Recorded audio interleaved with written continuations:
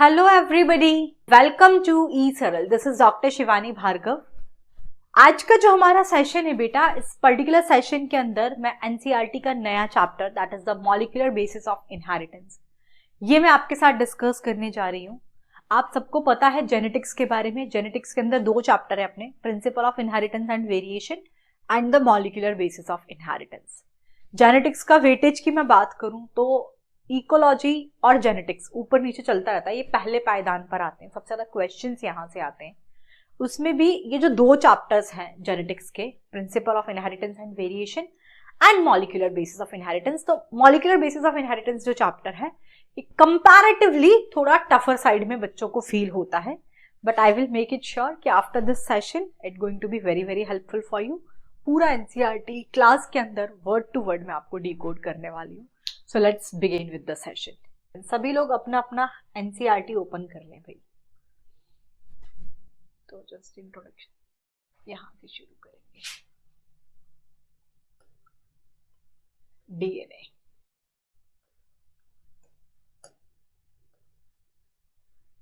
ये क्या है हम डिस्कस करेंगे, ठीक? ध्यान से सुनना। आपको पता है DNA deoxyribo nucleotide, DNA is a long polymer of deoxyribo nucleotide, ठीक है? सबको पता है डीऑक्सीराइबो न्यूक्लियोटाइड होता है ये। अब इसमें कह रहा है कि जो लेंथ है डीएनए का, द लेंथ ऑफ डीएनए, ये यूजुअली डिफाइंड एज कि कितने नंबर ऑफ न्यूक्लियोटाइड इसके अंदर प्रेजेंट है, इससे पता लगता है उस डीएनए का length, number of nucleotide present in it. जैसे कि सबके अंदर अलग अलग दे रखा है, जैसे कि बैक्टीरियोफेज के अंदर मैं बात करूं 5x174 बैक्टीरियोफेज के अंदर तो 5386 न्यूक्लियोटाइड है। लैम्डा बैक्टीरियोफेज के अंदर अगर हम बात करें, लैम्डा बैक्टीरियोफेज के अंदर तो 48,502 बेस पेयर है। ई कोलाई की मैं बात करूं तो 4.6 into 10 to the power 6 base pair present है। And haploid content of human DNA इसमें 3.3 into 10 to the power 9 base pair है। तो सब में अलग अलग ये है। अब मैं स्ट्रक्चर ऑफ पॉलीन्यूक्लियोटाइड चेन बकायदा डिटेल डिस्कशन हम करेंगे, ठीक है? इसका स्ट्रक्चर के बारे में पढ़ेंगे। देखो, let us recapitulate the chemical structure of A polynucleotide chain, यानी कि डीएनए के केमिकल स्ट्रक्चर की मैं बात करूं जिसमें एक तो नाइट्रोजनस बेस है, पेंटोस शुगर है एंड फॉस्फेट है। देखते न्यूक्लियोटाइड, इसमें इट कंसिस्ट ऑफ 3 कंपोनेंट है, ठीक है? न्यूक्लियोटाइड पॉली 3 कंपोनेंट है, क्या क्या है? एक तो है nitrogenous base plus pentose sugar plus phosphate group. देखो यहां पर ऐसे लिख दिया कि केमिकल स्ट्रक्चर की मैं बात करूं तो केमिकल स्ट्रक्चर में हम बात करें तो न्यूक्लियोटाइड के 3 कंपोनेंट हैं। एक तो हो गया आपका, क्या क्या है 3 कंपोनेंट? एक है आपका नाइट्रोजन बेस, नाइट्रोजन बेस। अब मैं नाइट्रोजन बेस की बात करूं ना बेटा, तो नाइट्रोजन बेस भी 2 टाइप के हैं, एक है प्यूरिन नाइट्रोजन बेस और एक है पायरिमिडिन नाइट्रोजन बेस। एक है प्यूरिन नाइट्रोजन बेस और एक है आपके पायरिमिडिन नाइट्रोजन बेस। ये नाइट्रोजन बेस भी 2 टाइप के हैं, purine and pyrimidine nitrogen base. अब प्यूरिन नाइट्रोजन बेस की बात करूं तो इसमें है adenine guanine, adenine guanine. Pyrimidine nitrogen base thymine, cytosine and uracil, ये नाइट्रोजन बेस होते हैं। न्यूक्लियोटाइड के 3 कंपोनेंट है, एक तो है नाइट्रोजन बेस, दूसरा जो है बेटा इसमें वो है pentose sugar, pentose sugar. Pentose sugar भी एक तो होती है डीऑक्सीराइबोस शुगर और एक होती है राइबोस शुगर। पेंटोस शुगर में है, एक तो है डीऑक्सीराइबोस शुगर जो कि डीएनए में प्रेजेंट होती है, और एक होती है राइबोस शुगर जो कि आरएनए में राइबोस शुगर है। और एक होता है आपका तीसरा component, it is the phosphate group. Third component is the phosphate group. समझ में आई बेटा ये चीज? क्या क्या चीजें बताई, मैं केमिकल स्ट्रक्चर की बात करूं, chemical structure of A polynucleotide chain यानी कि डीएनए की केमिकल स्ट्रक्चर की मैं बात करूं तो न्यूक्लियोटाइड के 3 कंपोनेंट्स हैं, न्यूक्लियोटाइड के 3 कंपोनेंट्स हैं, न्यूक्लियोटाइड के ये 3 कंपोनेंट है। ठीक है, कौन कौन से बताया मैंने न्यूक्लियोटाइड के 3 कंपोनेंट? पहला कंपोनेंट नाइट्रोजन बेस, दूसरा कंपोनेंट है पेंटोज शुगर और तीसरा कंपोनेंट है फॉस्फेट ग्रुप। ये 3 कंपोनेंट है। ठीक है, नाइट्रोजन बेस की बात करूं तो नाइट्रोजन बेस 2 टाइप के होते हैं, that is the purine nitrogen base and pyrimidine nitrogen base. Purine nitrogen base adenine guanine, pyrimidine nitrogen base thymine cytosine and uracil. अब इसमें एक चीज है, साइटोसिन एंड यूरासिल, साइटोसिन तो ठीक है, थाइमिन जो है ये सिर्फ और सिर्फ डीएनए में प्रेजेंट होगा और यूरासिल जो है ये सिर्फ और सिर्फ आरएनए में प्रेजेंट होता है। आरएनए में थाइमिन की जगह पर यूरासिल होता है और थाइमिन जो है ये डीएनए में प्रेजेंट होता है। यानी कि अगर मैं डीएनए के अंदर नाइट्रोजन बेस की बात करूं, नाइट्रोजन बेस की बात करूं तो 4 नाइट्रोजन बेस होंगे, adenine, guanine, thymine, cytosine.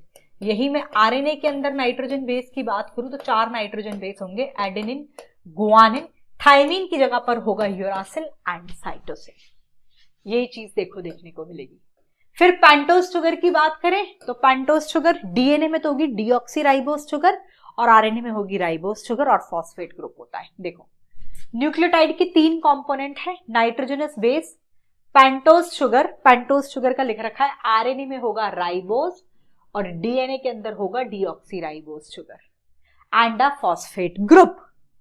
As I told you, there are 2 type of nitrogen base. हमने बात की थी, that is the purine nitrogen base. Purine nitrogen base कौन कौन से हैं? Adenine and guanine. And pyrimidine nitrogen base जो है thymine, cytosine and uracil. As I told you, cytosine तो DNA, RNA दोनों में होगा, लेकिन thymine सिर्फ DNA में होगा और uracil सिर्फ RNA में प्रेजेंट होता है। यानी कि वो यही हो गया कि adenine, guanine सब में होगा, ठीक है, बट डीएनए में साइटोसिन भी सब में होगा, पर डीएनए में थाइमिन होता है और थाइमिन की जगह पर आरएनए में प्रेजेंट होता है यूरासिल। तो ये मैंने आपको इस तरीके से लिखा दिया। ठीक है, ये क्लियर हो गया यहां तक का सेक्शन, यहां तक का एनसीईआरटी पूरा क्लियर हो गया होगा। अब वो कह रहा है अ नाइट्रोजनस बेस जो है is linked to the OH of 1 first carbon of pentose sugar through nitrogen glycosidic linkage to form the nucleoside such as adenosine और डीऑक्सी एडिनोसिन। ठीक है, गुआनोसिन और डीऑक्सी गुआनोसिन, साइटिडिन और डीऑक्सीसाइडिन और इन सब में होता है। ठीक है, मतलब first carbon of pentose sugar से OH ग्रुप जुड़ेगा तो न्यूक्लियोसाइड, और जब फॉस्फेट ग्रुप जो है it is attached to the OH group of fifth carbon से जुड़ता है of a nucleoside through the phosphoester linkage, तो ये बनाता है न्यूक्लियोटाइड। कुल मिला के कुछ नहीं है, इजी सा ही पॉइंट है जिसमें दे रखा है। ठीक है, इसमें दे रखा है, देख लो क्या दे रखा है, ये देखो, अ nitrogenous base OH group of first carbon of pentose sugar से जुड़ा हुआ है through the N glycosidic linkage, ये बनाएगा न्यूक्लियोसाइड। जबकि OH ग्रुप देखो व्हेन अ फॉस्फेट ग्रुप, जब फॉस्फेट ग्रुप किससे जुड़ेगा, OH of fifth carbon of a nucleoside through the phosphoester linkage, a corresponding nucleotide आपका बन जाता है, तो न्यूक्लियोटाइड बनता है।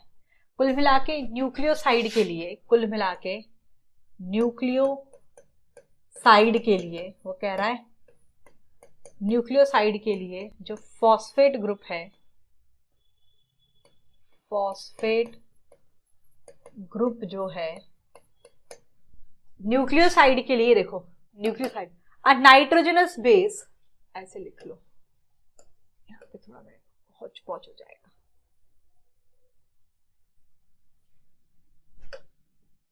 ये देखो, एक तो है न्यूक्लियोसाइड कब बनता है और न्यूक्लियोटाइड कब बनता है। सबसे पहले हम बात करेंगे न्यूक्लियोसाइड। न्यूक्लियोसाइड में क्या हो रहा है आप ये देखो, न्यूक्लियोसाइड में क्या हो रहा है आप ये देखो, अ नाइट्रोजनस बेस, जो नाइट्रोजनस बेस है, नाइट्रोजनस बेस इज लिंक्ड, किससे जुड़ा है, to OH of first carbon of pentose sugar. किसके थ्रू जुड़ा हुआ है ये? किसके थ्रू जुड़ा होता है? एन ग्लाइकोसिडिक लिंकेज के थ्रू, एन ग्लाइकोसिडिक लिंकेज। तो ये बनाएगा न्यूक्लियोसाइड। ठीक है, इसमें क्या हो गया? Nitrogenous base OH of first carbon of pentose sugar के साथ जुड़ता है एन ग्लाइकोसिडिक लिंकेज के थ्रू, तो ये बन गया न्यूक्लियोसाइड। अब बात करेंगे न्यूक्लियोटाइड के केस में क्या होता है। ठीक है, ये हो गया। अब बात करेंगे न्यूक्लियोटाइड के केस में क्या होगा। ये देखो, जब फॉस्फेट ग्रुप किससे जुड़ेगा? इसमें फॉस्फेट ग्रुप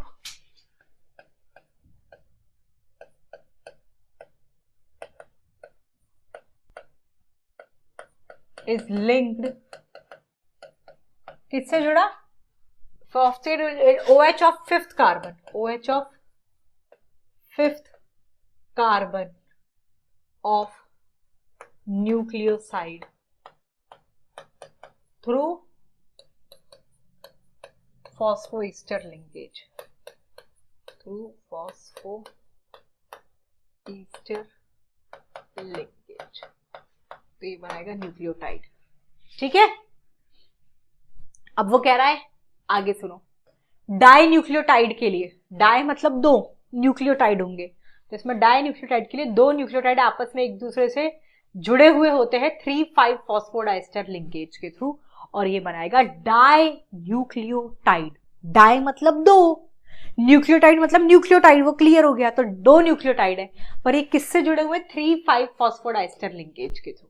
ठीक है, दो ज्यादा न्यूक्लियोटाइड भी जुड़ सकते हैं इस मैनर में, ज्यादा जुड़ेंगे, दो से ज्यादा तो हो गया polynucleotide chain.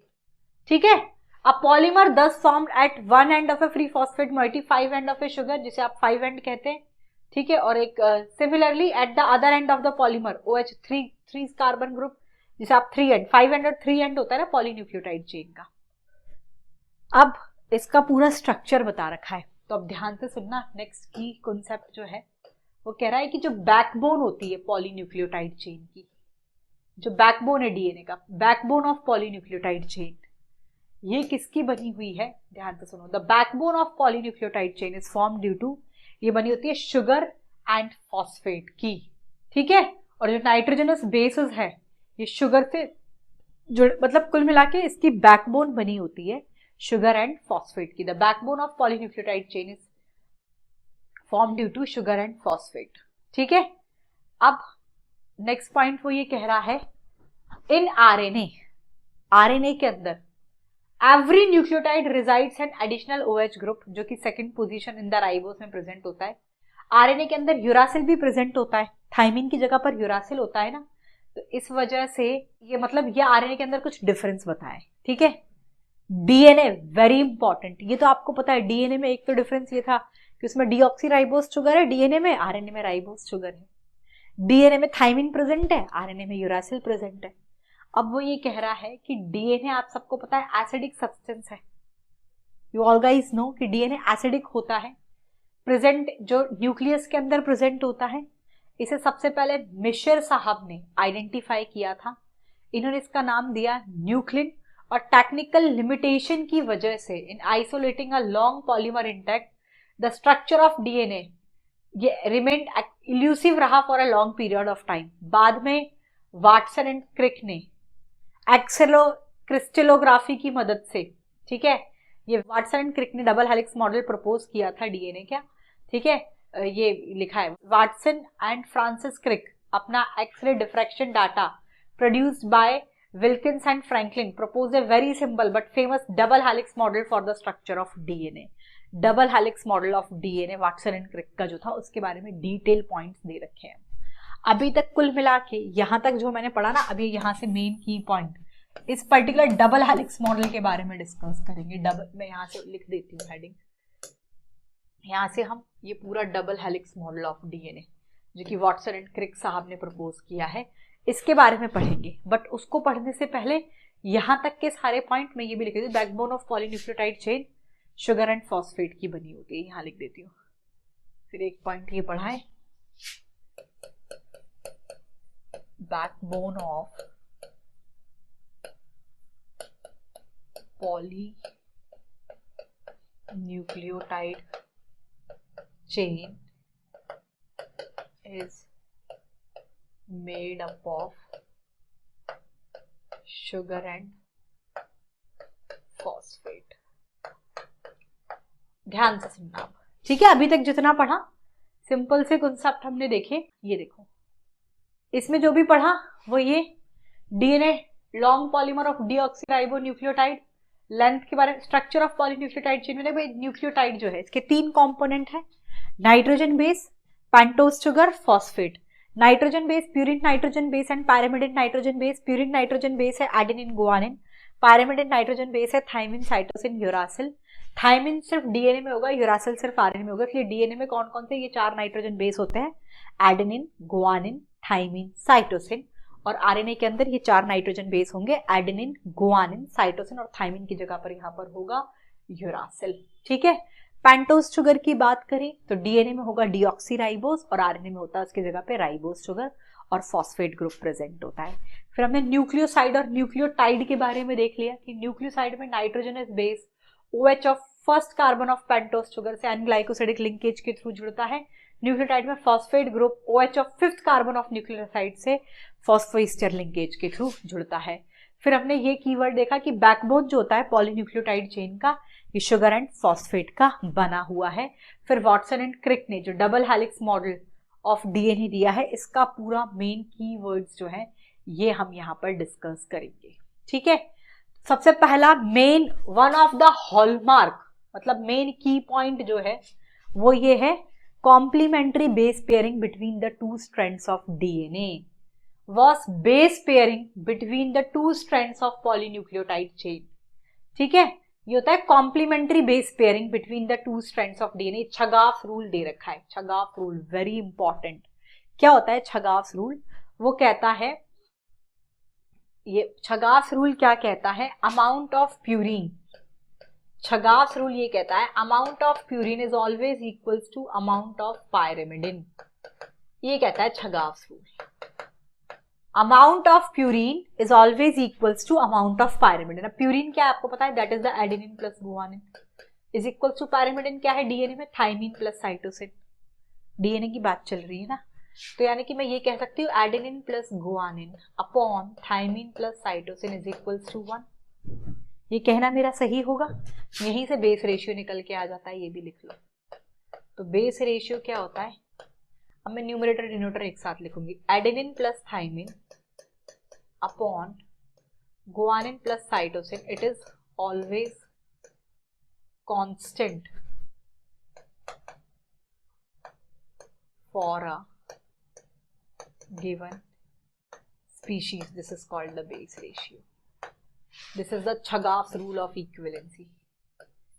Chagaf's rule which is valid for DNA. ठीक है, जो डबल हेलिक्स मॉडल है उसका मेन की पॉइंट एक तो complementary base pairing between the 2 strands of DNA, complementary base pairing between 2 strands of DNA। मतलब ये है कि प्यूरिन जो है it always pairs with, purine हमेशा पायरिमिडिन के साथ ही जुड़ेगा बेटा, purine always pairs with pyrimidine, कुछ ऐसा होता है। तो एडेनिन जो है ये हमेशा, प्यूरिन नाइट्रोजन बेस है एडेनिन, एडेनिन हमेशा थाइमिन के साथ जुड़ेगा और गुआनिन हमेशा साइटोसिन के साथ जुड़ेगा। एडेनिन थाइमिन के साथ हमेशा डबल बॉन्ड के थ्रू जुड़ता है और गुआनिन साइटोसिन से हमेशा ट्रिपल बॉन्ड के थ्रू जुड़ता है, ये भी याद रख लेना, ठीक है। एक इंपॉर्टेंट की रोल था ये जो डबल हेलिक्स मॉडल जो वाटसन एंड क्रिक ने प्रपोज किया, that is the complementary base pairing between the 2 strands of DNA, ठीक है। इसमें कह रहा है कि प्यूरिन नाइट्रोजन बेस हमेशा पायरिमिडिन के साथ जुड़ेगा, 2 प्यूरिन कभी आपस में नहीं जुड़ेंगे, 2 पायरिमिडिन कभी आपस में नहीं जुड़ेंगे, purine always pairs with the pyrimidine. तो एडेनिन हमेशा थाइमिन के साथ जुड़ता है और गुआनिन हमेशा साइटोसिन के साथ जुड़ता है। एडेनिन थाइमिन के साथ डबल हाइड्रोजन बॉन्ड के थ्रू और गुआनिन साइटोसिन से ट्रिपल हाइड्रोजन बॉन्ड के थ्रू जुड़ता है।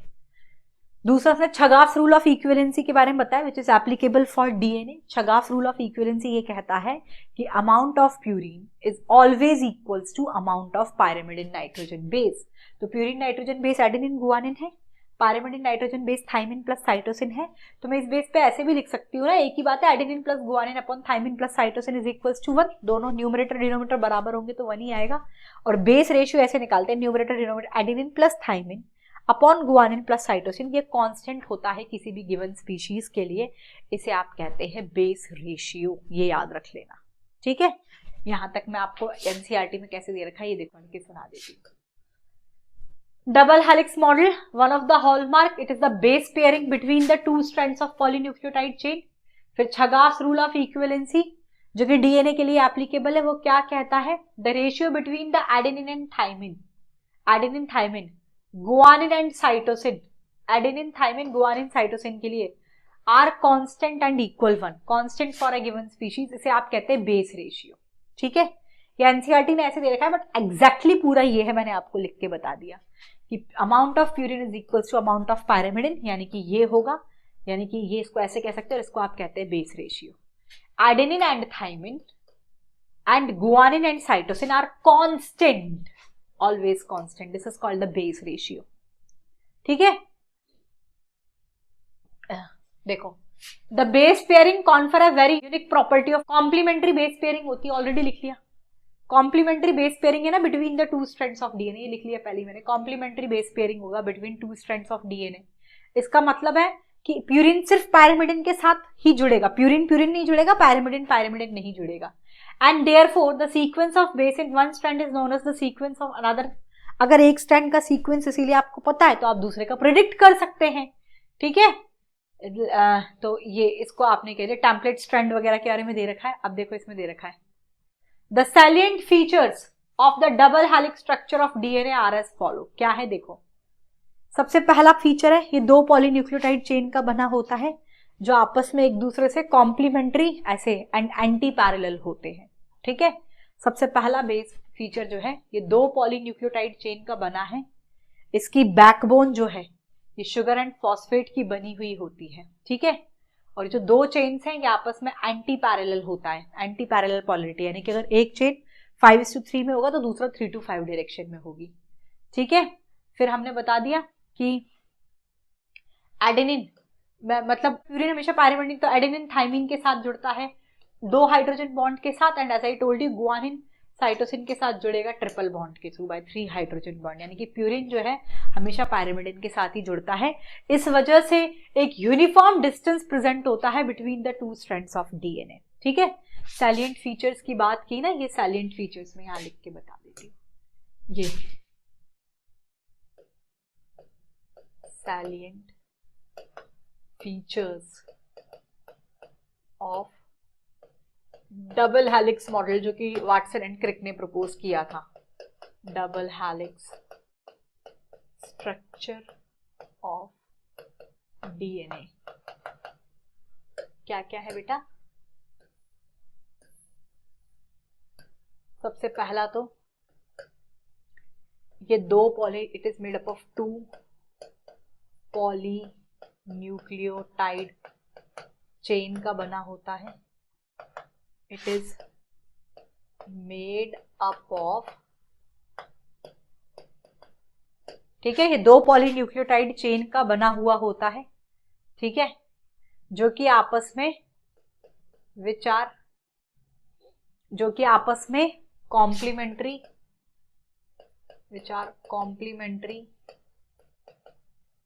And anti parallel to each other. दोनों पॉलीन्यूक्लियोटाइड चेन जो है ये आपस में कॉम्प्लीमेंट्री एंड एंटी पैरेलल है, anti parallel to each other. दूसरा पॉइंट देखो, 2 chain have anti parallel polarity, anti parallel to each other, मतलब एक का 5:3 है तो दूसरे का 3:5 होगा, ठीक है। अब हमने बात की थी ये बैकबोन जो है, इसकी जो बैकबोन है it is made up of, ये बनी है शुगर एंड फॉस्फेट की,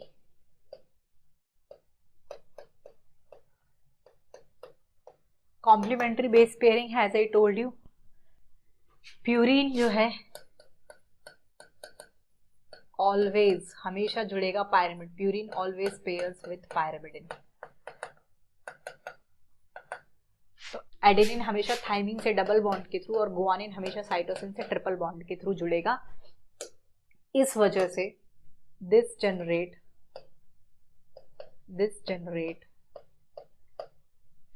यूनिफॉर्म डिस्टेंस प्रेजेंट होती है, this generate uniform distance between two strands of DNA. ठीक है, ये एक यूनिफॉर्म डिस्टेंस को क्रिएट करता है between the two strands of DNA. Third point तक बता दिया। 2 पॉलीन्यूक्लियोटाइड चेन का बना है, बैकबोन शुगर एंड फॉस्फेट की बनी है, 2 चेन की एंटी पैरेलल पोलैरिटी है।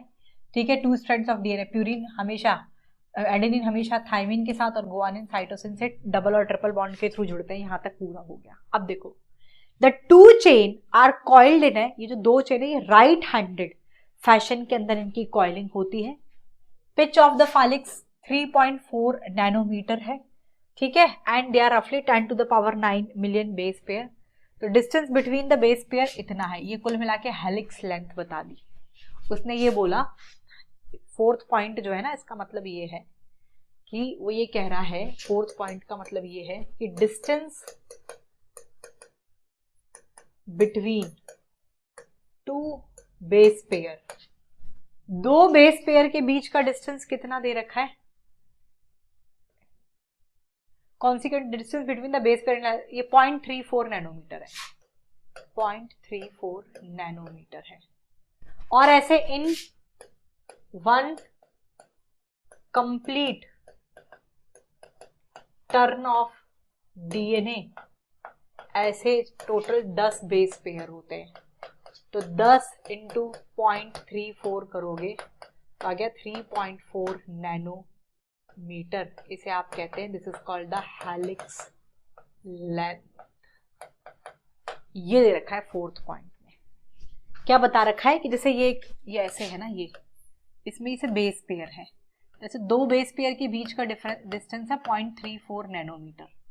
ठीक है, 2 बेस पेयर के बीच का डिस्टेंस बता रखा है बेटा कि 0.34 नैनोमीटर 2 बेस पेयर के बीच का डिस्टेंस है। और एक कंप्लीट टर्न ऑफ डीएनए में ऐसे 10 बेस पेयर प्रेजेंट होते हैं। तो 2 के बीच का डिस्टेंस 0.34 होगा, तो 10 के बीच का मल्टीप्लाई करोगे तो 3.4 नैनोमीटर आ गया। This is called the helix length. ये होती है हेलिक्स लेंथ। ये 4th पॉइंट एक्सप्लेन हो गया। ठीक है, fifth point, the plane on 1 base pair stack over the other, एक के ऊपर एक बेस पेयर स्टैक होता है डबल हेलिक्स में। This in addition to hydrogen bond, ये एक हेलिकल स्ट्रक्चर को स्टेबिलिटी प्रोवाइड करता है। दैट्स ठीक है, ये क्लियर हो गया। ये देखो, ये बेस पेयर दे रखे। ठीक है, इस तरीके से होता है।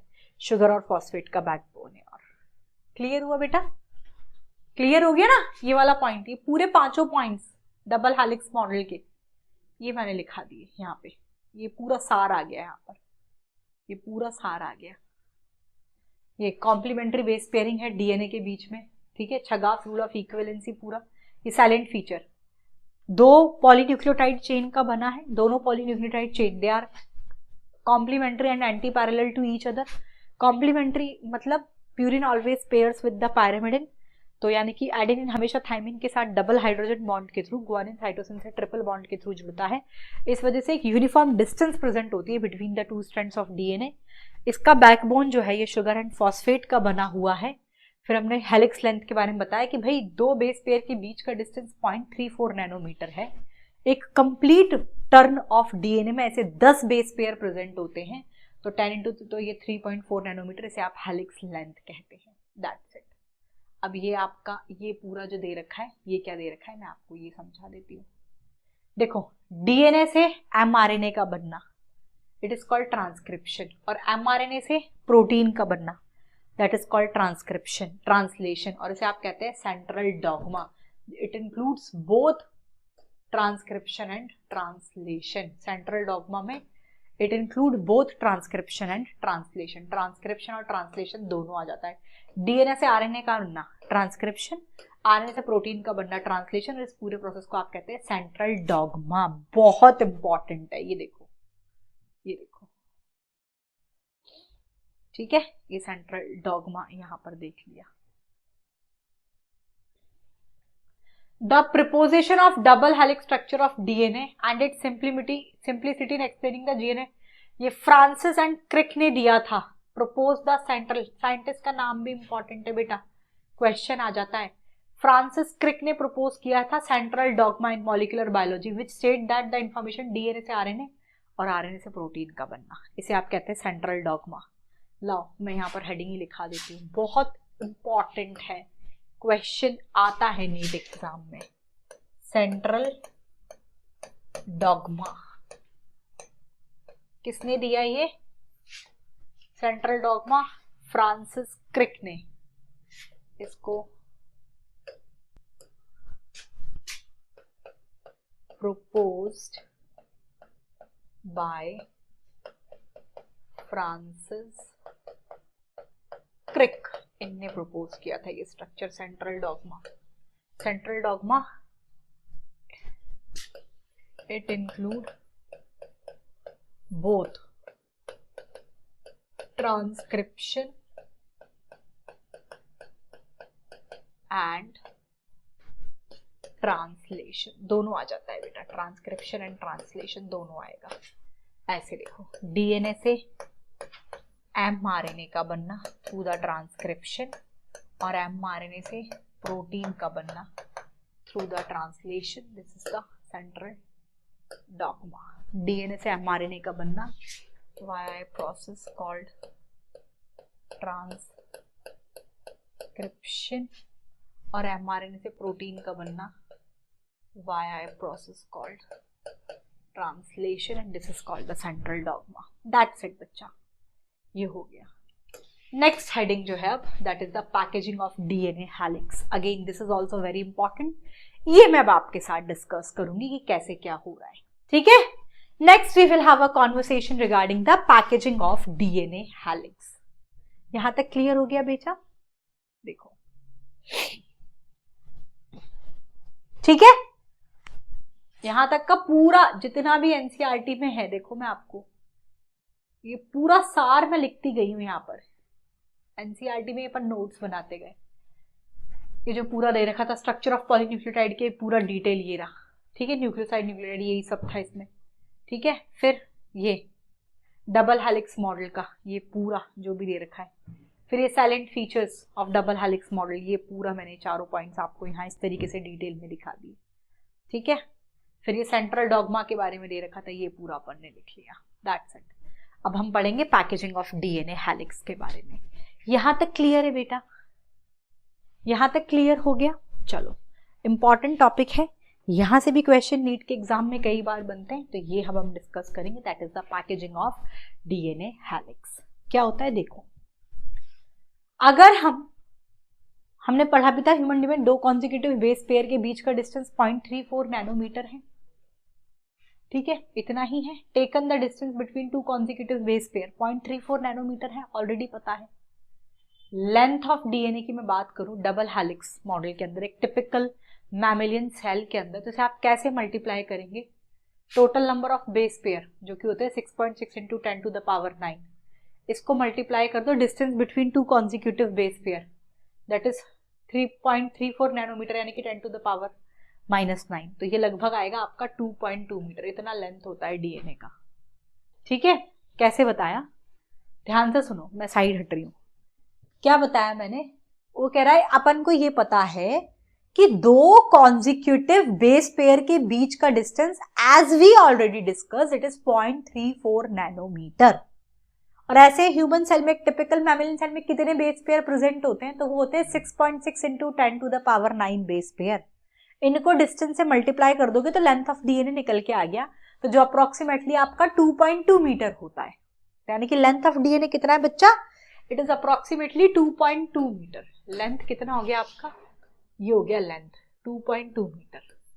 अब ये जो लेंथ है बहुत ज्यादा है ना, length is far greater than the dimension. अब ये डीएनए इस न्यूक्लियस के अंदर ही तो रहेगा, तो डीएनए का लेंथ तो 2.2 मीटर है, जो कि कंपैरेटिवली बहुत ज्यादा है एक टिपिकल न्यूक्लियस के डायमेंशन से।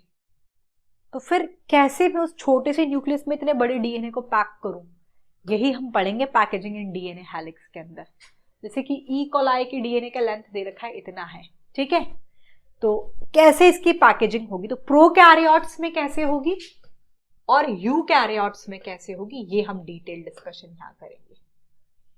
समझ में आया ना कि भाई लेंथ तो 2.2 मतलब इतनी ज्यादा है ना, अब इतने बड़े डीएनए को एक छोटू से न्यूक्लियस में आप कैसे डालोगे, तो इसके लिए हम पढ़ेंगे। तो सबसे पहले हम बात करेंगे प्रोकैरियोट्स के अंदर, जैसे कि प्रोकैरियोट जैसे कि ई कोलाई के अंदर। प्रोकैरियोट्स के अंदर आपको याद होगा बेटा, हमने जनरल उसमें पढ़ा था, तो आपको पता होगा कि वेल डिफाइंड न्यूक्लियस नहीं होता। Nucleus is not surrounded by the nuclear membrane, nucleus भी प्रेजेंट नहीं होता प्रोकैरियोट्स में। तो इन दो they do not have a defined nucleus, तो इसमें डीएनए कैसा होता है, डीएनए जो है is not scattered throughout the cell. तो क्या होगा, डीएनए जो कि नेगेटिवली चार्ज है, इसे कुछ प्रोटीन जो है उसके साथ ये हेल्डेड होता है। इस रीजन को आप न्यूक्लियोइड कहते हैं, और the DNA in nucleoid is organised in large loops which is held by the protein, जो प्रोटीन उसे हेल्ड करके रखते हैं वहां पे प्रेजेंट होता है, ठीक है। क्योंकि प्रोकैरियोट्स में वेल डिफाइंड न्यूक्लियस नहीं है ना, तो ऐसा नहीं कि थ्रू आउट द सेल बिखरा हुआ होगा डीएनए। क्या होता है, डीएनए नेगेटिवली चार्ज्ड है, आपको पता है, ये इसे कुछ प्रोटीन्स जोड़ते हैं जो कि पॉजिटिव चार्ज होते हैं एक रीजन के अंदर, उस पर्टिकुलर रीजन को, उस जगह को आप कहते हैं न्यूक्लियोइड। तो डीएनए जो है न्यूक्लियोइड में ऑर्गेनाइज्ड होता है लार्ज लूप से विच is held by the protein, ठीक है। अब मैं बात करूंगी प्रोकैरियोट्स में, हो गया। अब यूकैरियोट्स में क्या होता है, लेकिन यूकैरियोट्स में ये ऑर्गेनाइजेशन थोड़ा सा कॉम्प्लेक्स होता है। यूकैरियोट्स में क्या होगा, आपको ये तो पता है, DNA is associated with histone protein in case of eukaryotes. There is a set of positively charge basic protein जिसे आप कहते हैं हिस्टोन। अब प्रोटीन एक्वायर, ये हिस्टोन प्रोटीन के पास चार्ज प्रेजेंट होता है, डिपेंड करता है कि कौन सा अमीनो एसिड ज्यादा है, ठीक है, उसके हिसाब से इसमें चार्ज प्रेजेंट होगा। तो histone protein which are rich in the basic amino acid lysine and arginine rich जो हिस्टोन प्रोटीन होंगे, बोथ द अमीनो, इसमें पॉजिटिव चार्ज होगा in their left side chain. Histone are organised, और histone जो है histone octamer के form में arranged होते हैं, तो ये तो पॉजिटिव चार्ज हो गया। डीएनए आपका नेगेटिवली चार्ज है, तो ये नेगेटिव चार्ज डीएनए इस पॉजिटिव चार्ज हिस्टोन ऐसे रैप अराउंड होगा। Negatively charge DNA wrap around the positively charge histone octamer, और ये मिलके एक स्ट्रक्चर का फॉर्मेशन करते हैं जिसे आप कह देते हैं न्यूक्लियोसोम। वेरी इंपॉर्टेंट, न्यूक्लियोसोम क्या है, देखो यूकैरियोट्स में सिंपली दोबारा समझा रही हूं, ध्यान से सुनना। आपने लोअर क्लासेस में ये पढ़ा होगा, प्रोकैरियोट्स में ट्रू डीएनए नहीं होता, DNA is not associated with the histone protein. हमने पढ़ा है यूकैरियोट्स में ट्रू डीएनए प्रेजेंट होता है, DNA associated with histone protein. Histone protein का चार्ज, अगर अब इसमें बता रहा है कि अगर histone protein lysine and arginine rich basic protein से रिच है, तो ये आपका पॉजिटिव चार्ज होगा। ये हिस्टोन ऑक्टामर बनाता है, यूनिट ऑफ 8 मॉलिक्यूल मिलके हिस्टोन ऑक्टामर बनाएगा, ये पॉजिटिव चार्ज है ना। डीएनए नेगेटिवली चार्ज है, तो पॉजिटिव नेगेटिव अट्रैक्ट, तो नेगेटिवली चार्ज डीएनए जो है इस पॉजिटिवली चार्ज हिस्टोन ऑक्टामर के पास ऐसे रैप अराउंड होके एक स्ट्रक्चर का फॉर्मेशन करेगा। इस स्ट्रक्चर को हमने क्या कह दिया, न्यूक्लियोसोम। इसे आप क्या कहते हैं, न्यूक्लियोसोम, ठीक है। न्यूक्लियोसोम के बारे में एक इंपॉर्टेंट पॉइंट है, देखो क्या न्यूक्लियोसोम आ गया। अब देखो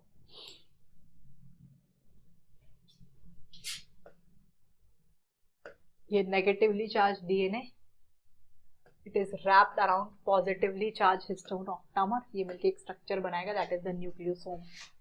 टिपिकल न्यूक्लियोसोम के अंदर इतने base pair of DNA helix होते हैं। Nucleosome it constitute the repeating unit of A structure in A nucleus, जिसे आप कहते हैं क्रोमेटिन।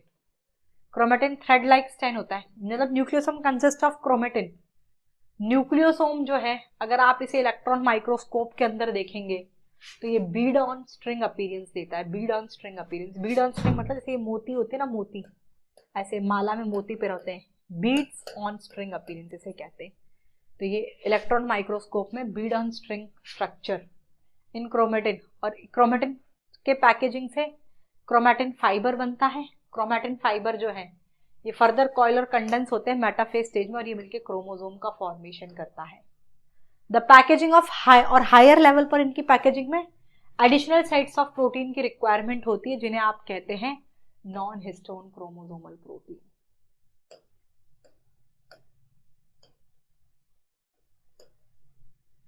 ठीक है, अब ये यूक्रोमेटिन और हेट्रोक्रोमेटिन क्या है ये और बताऊंगी बस मैं इसमें, just give me a second.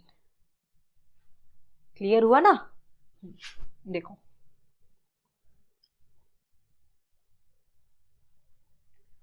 क्या बोला उसने, देखो यूकैरियोट्स में ये ऑर्गेनाइजेशन ज्यादा कॉम्प्लेक्स है, हिस्टोन प्रोटीन होंगे। हिस्टोन प्रोटीन का चार्ज अगर कह रहा है वो लाइसिन और arginine rich basic protein histone अगर वो रिच है, पॉजिटिव चार्ज होगा। डीएनए नेगेटिव चार्ज है तो और हिस्टोन प्रोटीन एक हिस्टोन ऑक्टामर बनाता है, तो ये नेगेटिवली चार्ज डीएनए इस पॉजिटिवली चार्ज हिस्टोन ऑक्टामर के आसपास ऐसा रैप अराउंड होगा, और इस स्ट्रक्चर को आप कहते हैं न्यूक्लियोसोम। न्यूक्लियोसोम में ये लिखना है कि क्रोमेटिन और क्रोमेटिन फाइबर कंडेंस होकर क्रोमोसोम बनाता है, और ये न्यूक्लियोसोम को जब आप इलेक्ट्रॉन माइक्रोस्कोप के अंदर देखेंगे, वेरी इंपॉर्टेंट पॉइंट, ये बीड ऑन स्ट्रिंग अपीयरेंस देता है। ये ऐसे जैसे धागे में मोती पिरो देते हो ना आप, ये देखो डायग्रामेटिकली भी शो कर रखा होगा। ये देखो ये बीड्स है, और ये ऐसे धागे के अंदर बीड ऑन स्ट्रिंग अपीयरेंस ऐसे आता है। बीड ऑन स्ट्रिंग अपीयरेंस ऐसे जैसे धागे में ऐसे मोती पिरो देते हैं ना अपन, ये ऐसे दे रखा है। इसमें देखो ये हिस्टोन ऑक्टामर, ये पॉजिटिवली चार्ज हिस्टोन ऑक्टामर है, इस पर ये DNA which is negatively charge DNA it wrap around this form the nucleosome. और ये न्यूक्लियोसोम को आपने इलेक्ट्रॉन माइक्रोस्कोप में देखा तो ऐसे बीड ऑन स्ट्रिंग अपीयरेंस ये दे रहा है। That's it. ठीक है, ये हो गया। और हायर लेवल पर पैकेजिंग में आपको एडिशनल सेट्स ऑफ प्रोटीन का रिक्वायरमेंट होता है, जिसे आप नॉन हिस्टोन क्रोमोसोमल प्रोटीन कहते हैं। टिपिकल न्यूक्लियस में region of chromatin, important point, जो कि लूजली पैक्ड होगा और लाइट स्टेन होगा, उसे आप कहेंगे यूक्रोमेटिन, और densely packed and dark stain को कहोगे heterochromatin. Euchromatin is said to be transcriptionally active chromatin, जबकि हेट्रोक्रोमेटिन इनएक्टिव होता है। ये और लिख लेना। ठीक है, नॉन हिस्टोन क्रोमोसोमल प्रोटीन के बारे में बताया कि भाई अगर आपको एडिशनल सेट्स ऑफ प्रोटीन की रिक्वायरमेंट होती है, packaging of chromatin at higher level, इन्हें आप कहते हैं नॉन हिस्टोन क्रोमोसोमल प्रोटीन। अब हमने यूक्रोमेटिन और हेट्रोक्रोमेटिन के बारे में बात की, आप सामने देख सकते हैं, हाईलाइट किया हुआ, मैं वापस से समझा रही हूँ। यूक्रोमेटिन के बारे में बताया कि ये loosely packed light stained region है और ये ट्रांसक्रिप्शनली एक्टिव होता है। हेट्रोक्रोमेटिन डेंसली पैक्ड है, डार्क स्टेन्ड है और ये ट्रांसक्रिप्शनली इनएक्टिव होता है। That's it. It is all about the packaging of DNA helix. ये मैं आपको डिस्कस कर चुकी हूं। Is it clear to everybody in the class? क्या यहां तक चीजें सबको समझ में आ गई? अब इसके बाद हम नेक्स्ट हेडिंग पढ़ेंगे, the search for the genetic material. इसमें हम एक तो ग्रिफ्थ एक्सपेरिमेंट, ट्रांसफॉर्मिंग प्रिंसिपल जो फ्रेडरिक ग्रिफ्थ साहब ने दिया, उसके बारे में पढ़ते हैं। फिर हम इसके बाद हम biochemical characterisation of transforming principle, जो कि एवरी मक्लॉयड एंड मकार्टी ने दी, इसके बारे में पढ़ते हैं। फिर फाइनली हम पढ़ते हैं एक्सपेरिमेंट विद T2 बैक्टीरियोफेज, जिससे कि फाइनल और इक्विवोकल प्रूफ आया that Hershey and Chase experiment, ये रहा Hershey and Chase experiment, that DNA is the genetic material, ये हम डिस्कस करते हैं। तो ये तीन चीजें अपन इसमें डिस्कस करेंगे डिटेल में, या ये तीनों चीजों का डिस्कशन अब हम यहाँ पर करेंगे।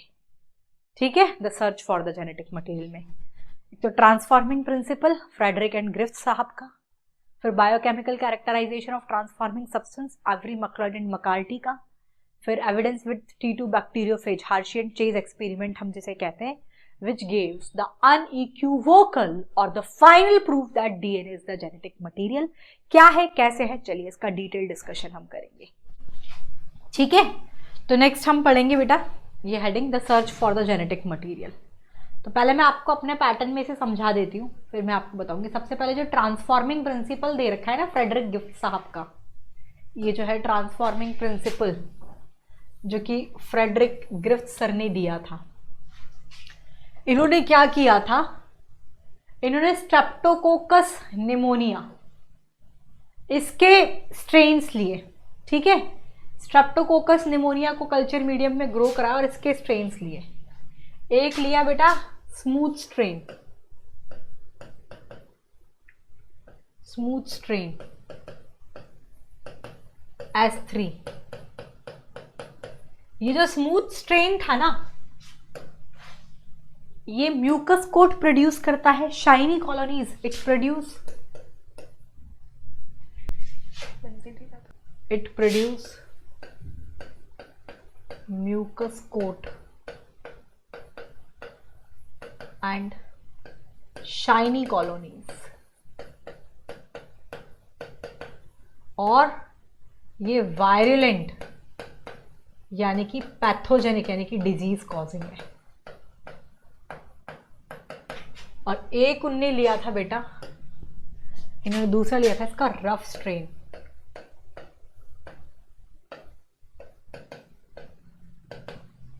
That is R3।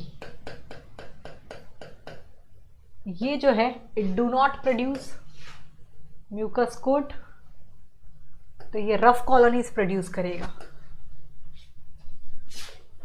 Do not have mucus coat, इसमें रफ कॉलोनीज होंगी।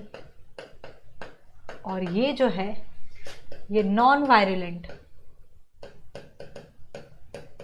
यानी कि नॉन पैथोजेनिक है, डिजीज नहीं करवाता, नॉन पैथोजेनिक है।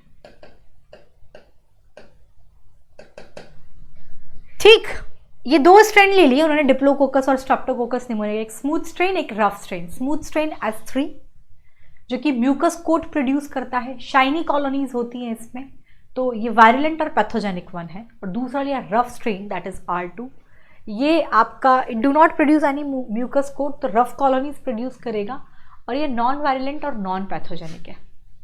फिर इन्होंने जो एक्सपेरिमेंट किया ना, इन्होंने क्या किया, पहली बार में इन्होंने क्या किया, ये जो S3 स्ट्रेन है, इसको लिया और चूहे में इंजेक्ट कर दिया, इंजेक्टेड इनटू माइस, इसको चूहे में इंजेक्ट कर दिया बेटा।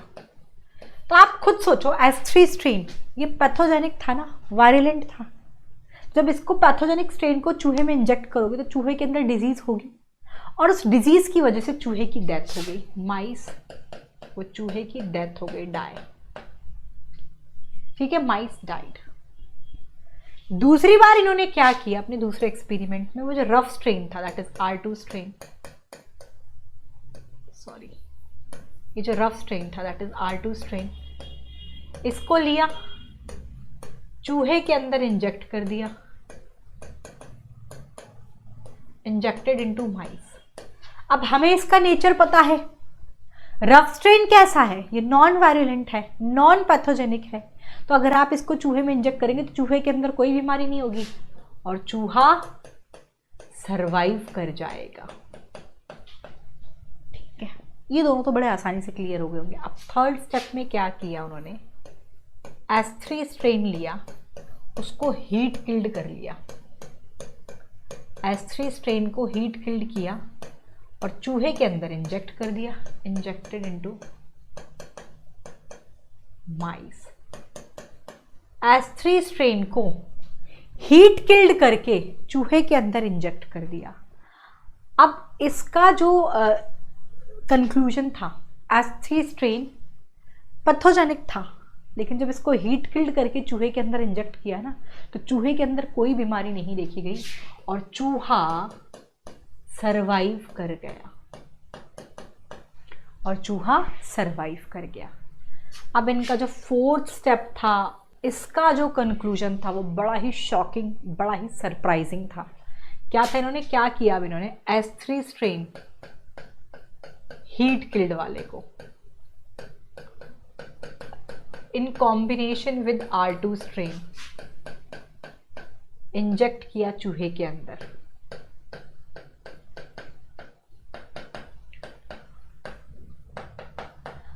अब वैसे अगर मैं आमतौर पर देखूं तो होना क्या चाहिए, मैंने अभी तक जो एक्सपेरिमेंट्स किए, अभी तक जो भी देखा मैंने, फ्रेडरिक ग्रिफ्थ साहब के ट्रांसफॉर्मिंग प्रिंसिपल में मैंने ये देखा कि भाई इन्होंने डिप्लोकोकस और स्ट्रेप्टोकोकस निमोनिया के 2 स्ट्रेन लिए थे। एक smooth strain that is the S3 variant और एक था rough strain that is the R2 variant. S3 variant smooth type mucus coat produce करता था, शाइनी कॉलोनीज प्रोड्यूस करता था, ये वायरलेंट था, ये पैथोजेनिक था, that is responsible for the disease. R2 strain के बारे में पढ़ा, ये म्यूकस कोट नहीं प्रोड्यूस करता था, ये रफ कॉलोनीज प्रोड्यूस करता है, ये नॉन वायरलेंट है, नॉन पैथोजेनिक है।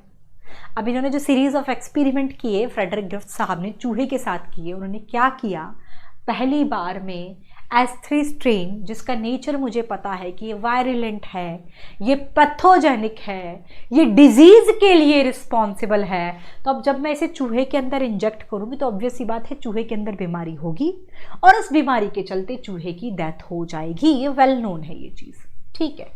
दूसरी बार में इन्होंने R2 स्ट्रेन लिया जिसका नेचर मुझे पता है कि ये नॉन पैथोजेनिक है, ये नॉन वायरलेंट है, it is not responsible for any kind of disease.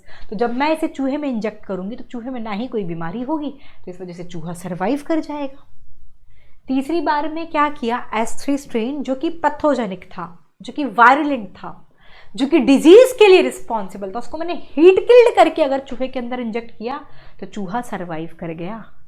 यानी कि मैं अपने दिमाग में ये सोच सकती हूँ, हीट किल्ड करने पर पैथोजेनिसिटी खत्म हो रही है एक तरीके से, ठीक है भैया। अब फोर्थ बार मैंने जब S3 स्ट्रेन हीट किल्ड इसको चूहे में किया तो चूहा सर्वाइव कर रहा था ना, डिजीज नहीं कर रहा था। और R2 स्ट्रेन ऑलरेडी ये तो नॉन पैथोजेनिक होता है, तो चूहा को अंदर अगर इसको इंजेक्ट करेंगे तो नॉर्मली अगर मैं सोचूं तो होना ये चाहिए कि चूहा सर्वाइव करना चाहिए, चूहों की कोई डिजीज नहीं होगी। बट रिजल्ट बड़ा ही सरप्राइजिंग था, माइस डाइड, चूहे की डेथ हो गई। इस बेस पर ग्रिफ्थ साहब ने कहा था कोई तो ऐसी चीज है जो R2 ने S3 से अब्जॉर्व करके अपने आप को S3 में ट्रांसफॉर्म कर लिया, इसीलिए कहते हैं ट्रांसफॉर्मिंग प्रिंसिपल। पर वो ट्रांसफॉर्मिंग सब्सटेंस क्या था, क्या वो चीज है, ये ग्रिफ्थ साहब नहीं बता पाए। That is the Griffith principle, transforming principle, जो कि फ्रेडरिक ग्रिफ्थ साहब ने किया। ये जब चूहा सर्वाइव नहीं किया ना, इसमें होना तो यही चाहिए था, चूहे की डेथ हो गई, तो उन्होंने ये कहा कि कोई ऐसी चीज़ है क्या, मुझे नहीं पता, कोई ट्रांसफॉर्मिंग सब्सटेंस है जो R2 ने इधर से एब्जॉर्व करके खुद R2 S3 में ट्रांसफॉर्म हो गया, बदल गया, ट्रांसफॉर्मेशन हो गया R2 का S3 में। तो S3 में जो ट्रांसफॉर्मेशन हुआ ना, उसने डिजीज करवाई, उस वजह से चूहे की डेथ हुई है। लेकिन वो ट्रांसफॉर्मिंग सब्सटेंस क्या है, ये एक्सप्लेनेशन फ्रेडरिक ग्रिफ्थ साहब नहीं दे पाए। यही है ग्रिफ्थ साहब का ट्रांसफॉर्मिंग प्रिंसिपल। ये मैं आपको इस तरीके से एक्सप्लेन कर चुकी हूँ। अब मैं आ जाओ NCERT में से पढ़ के सुना देती हूँ तो चीज़ें समझ में आएंगी। देखो बच्चा क्या कह रहा है, 1928 में, as I told you, Frederick Griffith साहब ने दिया था transforming principle in a series of experiment with Streptococcus pneumoniae के साथ किया था, विच इज ये बैक्टीरिया जो कि निमोनिया डिजीज के लिए रिस्पॉन्सिबल होता है। एक मिराकुलस ट्रांसफॉर्मेशन उन्होंने बताया बैक्टीरिया के अंदर। During the course of experiment उन्होंने क्या किया, बताया कि एक लिविंग बैक्टीरिया जो है ये चेंज हो गया फिजिकल फॉर्म में, R2 S3 में बदल गया ना। कैसे, देखो, व्हेन स्ट्रेप्टोकोकस निमोनिया बैक्टीरिया को आप कल्चर प्लेट पर ग्रो करेंगे तो कुछ तो shiny colony, smooth shiny colonies produce करेगा, ठीक है, और कुछ करेंगे रफ कॉलोनीज प्रोड्यूस। ये S3 और R2 वेरिएंट हो गए।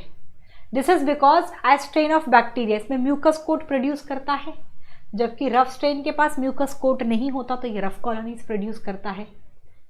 माइस एज स्ट्रेन वायरलेंट है, एज आई टोल्ड यू, और रफ स्ट्रेन नॉन वायरलेंट है, ठीक है। तो देखो, जब S स्ट्रेन जो कि वायरलेंट था, इसको आपने चूहे में इंजेक्ट किया तो मुआइस की डेथ हो गई, क्योंकि चूहे को डिजीज होगी और डिजीज के चलते चूहे की डेथ हो जाएगी। ठीक। रफ स्ट्रेन जो कि नॉन वायरुलेंट है, नॉन पैथोजेनिक है, इसे चूहे के अंदर इंजेक्ट किया तो चूहा सरवाइव कर गया, माइस लाइफ। ठीक है भाई। Griffith was able to kill bacteria by heating them. S3 strain को हीट किल्ड किया, चूहे के अंदर इंजेक्ट किया तो माइस जिंदा ही रहा। तो उन्होंने भाई ये बोला कि भाई हीट किल्ड करके मैंने वो मार दिया उसको, पैथोजेनेसिटी को। ठीक है। फोर्थ रिजल्ट स्टेप बड़ा ही शॉकिंग था। S3 strain heat killed, non pathogenicity होनी चाहिए थी। रफ स्ट्रेन नॉन पैथोजेनिक ही होता है, इसको चूहे में इंजेक्ट किया, होना तो चाहिए कि चूहा सरवाइव कर देना चाहिए, लेकिन चूहे की डेथ हो गई। ये कैसे हुआ? तो उन्होंने ये बताया। ही कंक्लूडेड दैट, इन्होंने क्या बोला इस बेस पर, ये फोर्थ स्टेप के बेस पर, he concluded that rough strain bacteria किसी ना किसी तरीके से हैड समहाउ बीन ट्रांसफॉर्म हो गए हैं, बदल गए हैं by the heat killed strain bacteria. तो ये ट्रांसफॉर्मिंग प्रिंसिपल कहते हैं इसे। इसने एक को दूसरे फॉर्म में transfer the heat killed strain को आर स्ट्रेन से ये स्मूथ टाइप में बदल दिया, ये वायरुलेंट हो गया। लेकिन ये ट्रांसफॉर्मिंग सब्सटेंस क्या है? This must be due to the transfer of genetic material, but ये biochemical nature of genetic material was not identified from this experiment. But ये ट्रांसफॉर्मिंग सब्सटेंस है क्या, इसका बायोकेमिकल नेचर क्या है, ये फ्रेडरिक ग्रिफ्थ साहब नहीं बता पाए। ये तो बता दिए ट्रांसफॉर्मेशन हुआ है, कुछ तो ऐसा हुआ है कि रफ टाइप ने कुछ अब ट्रांसफॉर्मिंग सब्सटेंस को ऑब्जॉर्व करके ये S3 में चेंज हो गया है, ट्रांसफॉर्मेशन हो गया है। लेकिन ये ट्रांसफॉर्मिंग सब्सटेंस का बायोकेमिकल नेचर है क्या, ये क्या चीज़ है, ये वो नहीं बता पाए। तो कुल मिला के ये जो पूरा हेडिंग था, ये पूरा मैंने यहाँ एक्सप्लेन कर दिया आपको। सर्च फॉर जेनेटिक मटेरियल का ट्रांसफॉर्मिंग प्रिंसिपल। लाओ मैं हेडिंग भी डाल देती हूँ।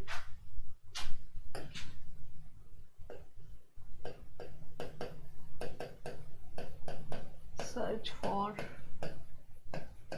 जेनेटिक मटेरियल, इसमें सबसे पहला जो है दैट इज ट्रांसफॉर्मिंग प्रिंसिपल। किसने दिया है ये?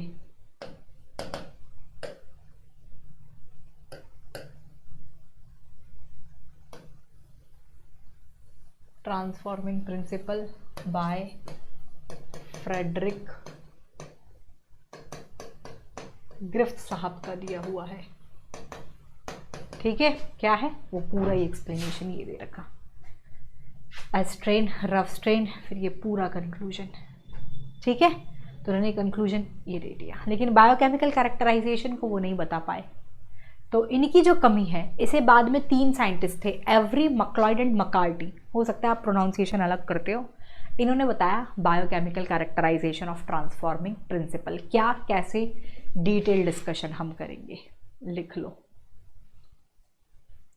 ये देखो, prior to the work of Oswald, Avery, MacLeod and McCarty, genetic material को माना जाता था प्रोटीन। बाद में इन्होंने बताया कि ये क्या है। ठीक है, इन्होंने क्या किया मैं आपको समझाऊंगी। हेडिंग डाल लो, biochemical characterisation of transforming principal.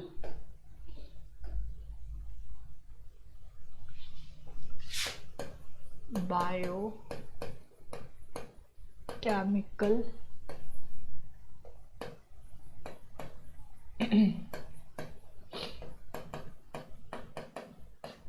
characterization of transforming principle।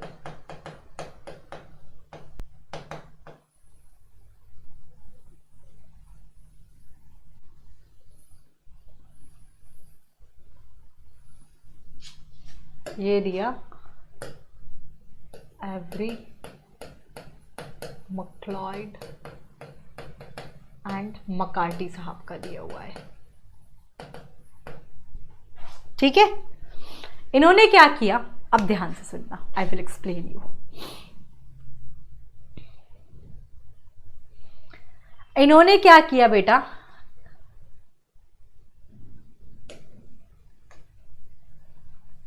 इसका जो एक्सपेरिमेंट था, इन्होंने क्या किया, इन्होंने एक कल्चर मीडियम लिया,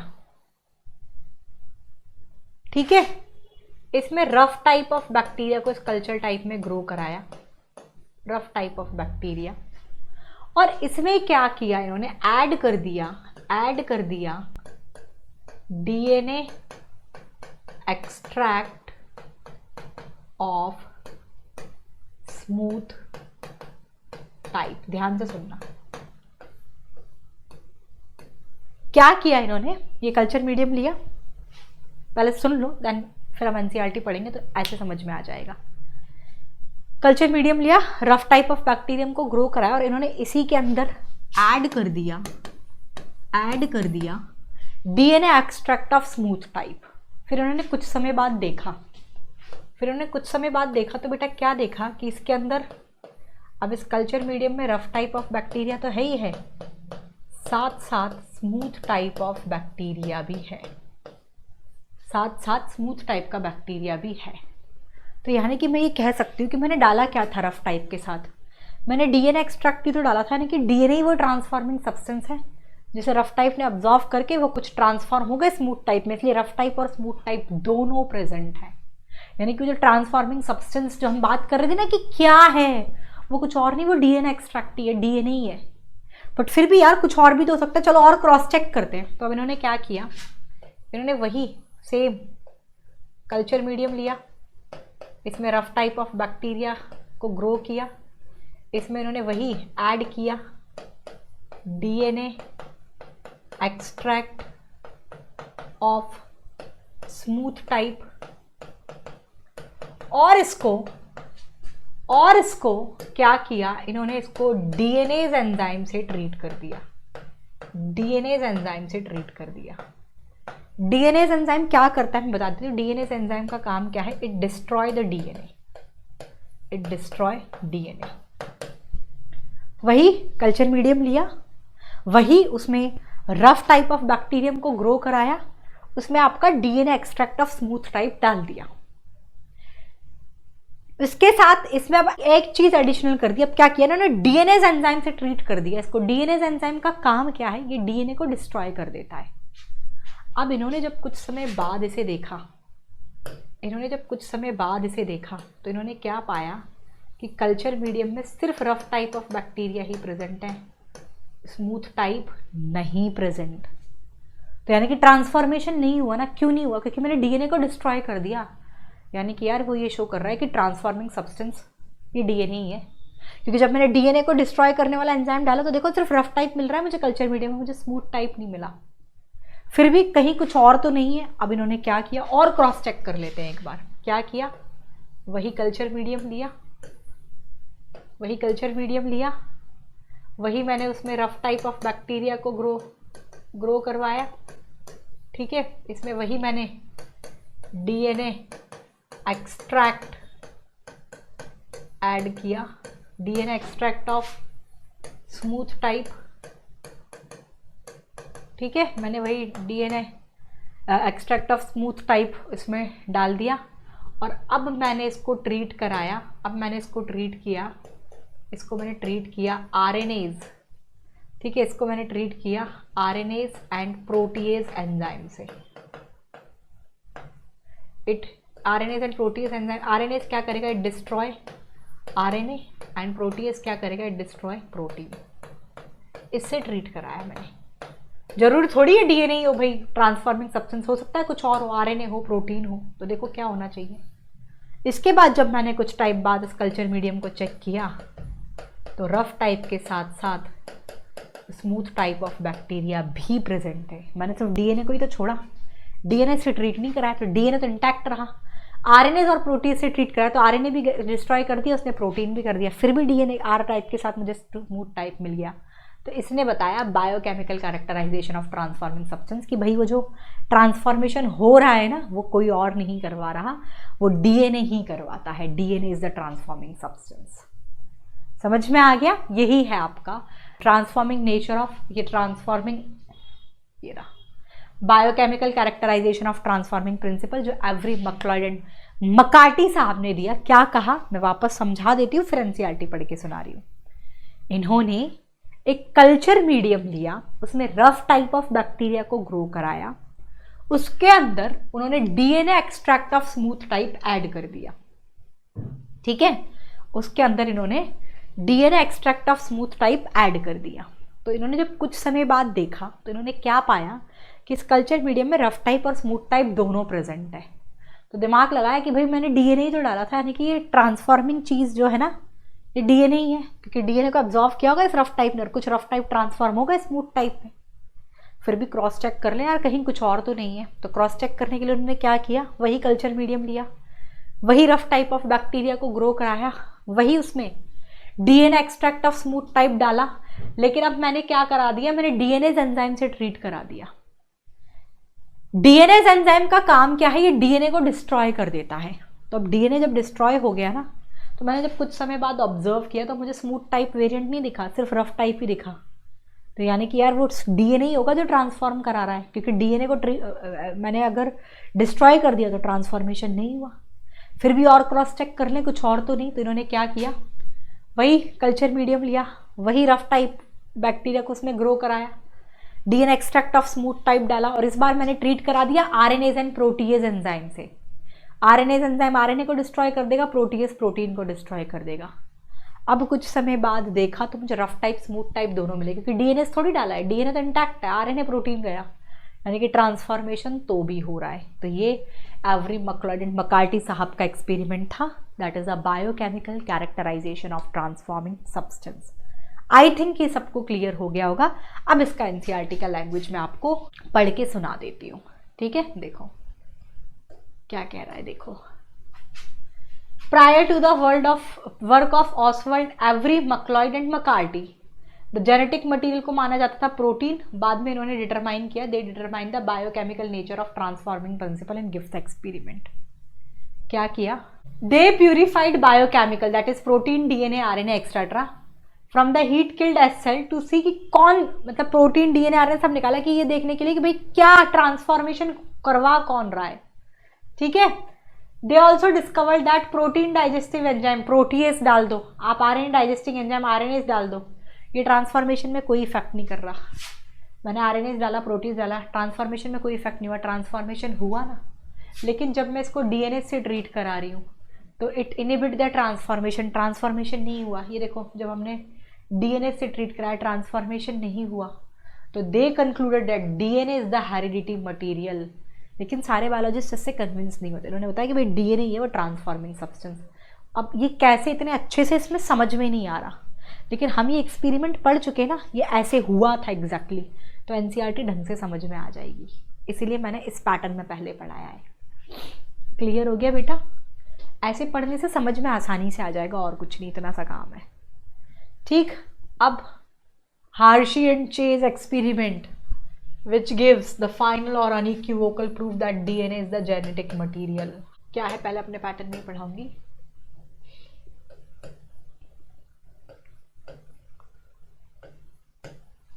हार्शी and Chase experiment,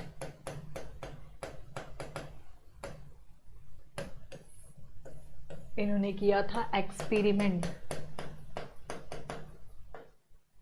with T2 bacteriophage, which gives the final or unequivocal proof that DNA ही है, DNA is genetic मटीरियल। क्या है क्या नहीं, देखो क्या था ये एक्सपेरिमेंट। इसको डिस्कस करने से पहले एक तो ये बैक्टीरियोफेज क्या होता है ना, ये तो जान लो क्या होता है। What do you mean by bacteriophage? Anybody from the class? Anybody from the class, what do you mean by this bacteriophage? पता होगा ना बैक्टीरियोफेज क्या है? Virus that infect the bacteria, virus that infect bacteria, इसे आप कहते हैं bacteriophage. Virus that infect the bacteria उसे आप कह देंगे बैक्टीरियोफेज। ठीक है, अब देखो, अब इन्होंने ना इसमें 3 स्टेप है, इसमें इन्फेक्शन, ब्लेंडिंग, इसकी 3 स्टेप्स हैं ये, इन्फेक्शन, ब्लेंडिंग एंड सेंट्रीफ्यूगेशन। क्या किया, देखो ध्यान से सुनना। पहली बात तो ये बहुत ही बेहतरीन मटेरियल था। क्यों? एक तो ये फैक्ट है कि डीएनए की बात करूं ना, डीएनए की बात करूं, डीएनए के पास सिर्फ फॉस्फोरस प्रेजेंट होता है, फॉस्फोरस तो प्रेजेंट होगा, सल्फर नहीं होता। और आरएनए की बात करूं मैं, इसके पास फॉस्फोरस नहीं होता, ठीक है, सिर्फ सल्फर प्रेजेंट होता है। तो ये देखो, ये जो बैक्टीरियोफेज है, इसमें अलग लिख दिया, एक रेडियो एक्टिव S35 लिया, यानी कि ये आरएनए वाला पार्ट, ठीक है, क्योंकि प्रोटीन, आरएनए के पास सिर्फ प्रोटीन, और एक लिया radio active P32 labelled DNA, यानी कि ये डीएनए वाला है और ये आरएनए वाला है।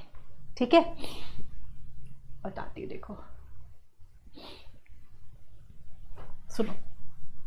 The unequivocal proof that DNA is the genetic material, ये हार्शी एंड चेज एक्सपेरिमेंट से ही आया था। They worked with virus that infect the bacteria, यानी बैक्टीरियोफेज के साथ काम किया। बैक्टीरियोफेज क्या है मैंने बता दिया, वायरस जो कि बैक्टीरिया को इन्फेक्ट करता है उसे अपन कहते हैं बैक्टीरियोफेज। बैक्टीरियोफेज के बारे में बता रखा है, देखो बैक्टीरियोफेज क्या करता है, ये बैक्टीरिया से अटैच होगा एंड इट्स जेनेटिक मटीरियल, ये पहले ही बता दिया, कंक्लूजन कैसे भी आगे पढ़ा दूंगी मैं, किसका सिर्फ जेनेटिक मटीरियल कि डीएनए ही बैक्टीरिया सेल के अंदर एंटर करता है। ठीक है, तो डीएनए ही एंटर कर रहा है, तो यानी कि डीएनए ही है भाई वो सब्सटेंस, और कुछ हो ही नहीं सकता ना, क्योंकि बाकी तो अंदर ही नहीं गया प्रोटीन, तो डीएनए ही अंदर जा रहा है।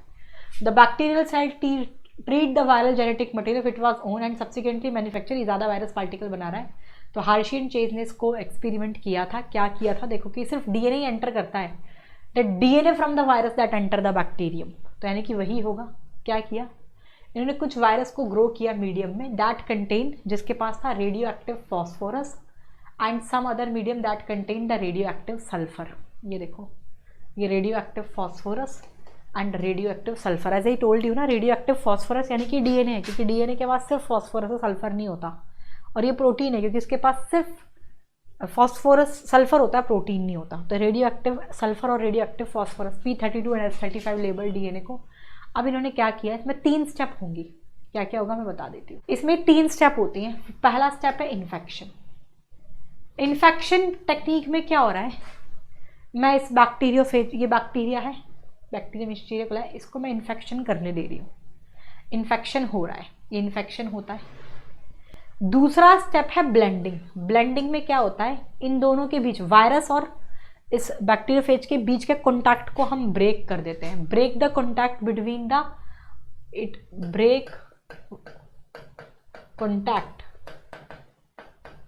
Between bacteria and virus. You can clearly see, यहाँ पर मैंने देखो कॉन्टैक्ट, ये कॉन्टैक्ट ब्रेक कर दिया ना, ये कॉन्टैक्ट ब्रेक कर दिया ब्लेंडिंग में, यू कैन सी ना।